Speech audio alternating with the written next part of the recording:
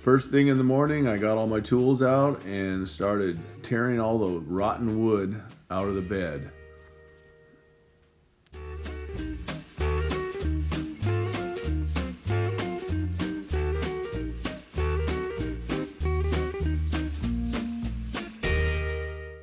Next, I had to get some vice grips out to hold the bolts up so I could get the 4-inch grinder and grind all the bolts that hold the bed to the frame.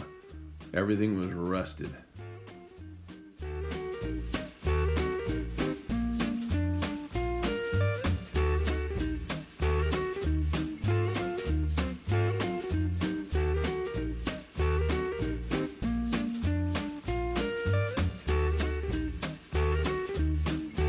Too bad. Little pile to clean up. That wasn't as bad as I thought it was going to be. There were 2 rods, steel rods, that went from the fender steps to the frame, which braced the fenders, that I didn't know were there. When I lifted the bed up, I thought everything was disconnected, but I couldn't see it. So with a joint effort, myself and my sons got it all cut up. Put your safety squints on. Can you do it from that angle?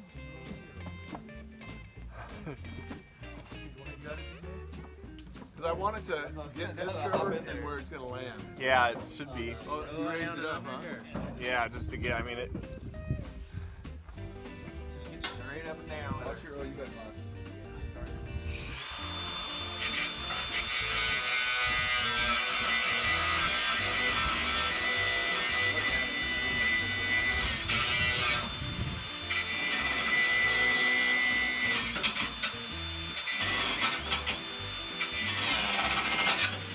Good enough for what it is. Did you get it?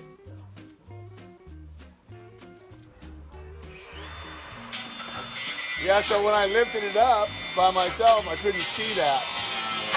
There it is, there it is. Okay, let's do that. Yes. What do you want to do with this wire? Just leave it hanging? Yeah, is it cut off? I pulled one off. Check this out. Because I'm going to redo it all. This one will probably go with the truck. That's what I was going to say. It's probably attached. No, I just lifted the bed. Here, you guys look. Where's it attached? Oh, okay. Yeah, I got It only goes for one. Alright. I'm going to push play. We're just playing. Record. Record. Alright. Well, yesterday we ended up taking the bed off the back of the truck. What I didn't know is my son readjusted the camera for me that was sitting on the roof of the truck, and he turned it on. Well, I went up there to go turn it on, and I turned it off, and so we didn't get any footage of that. My other son said, oh, let's put it back on and redo it. I'm not really going to do that kind of stuff, but oh well. Anyways, what I need to do here is get these fenders off, so I need to spray some PB Blaster on all the screws. They're Phillips head screws that hold the fenders on.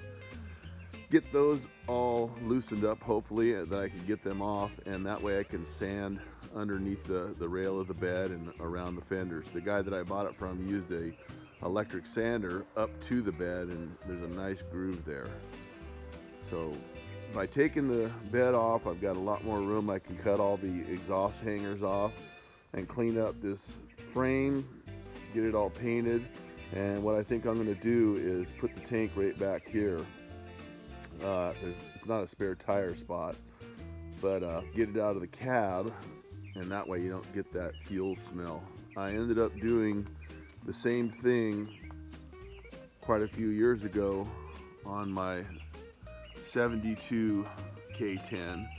The tank was back behind the seat, and I went to LMC and bought all the stuff to make it happen. They didn't have a kit back then, but they do now. So this right now is getting the carburetor rebuilt. It's an Edelbrock 600. I've got a friend doing it that's better at it than I am, and I'll get that back in, and it's drivable. I haven't driven this for 2 years.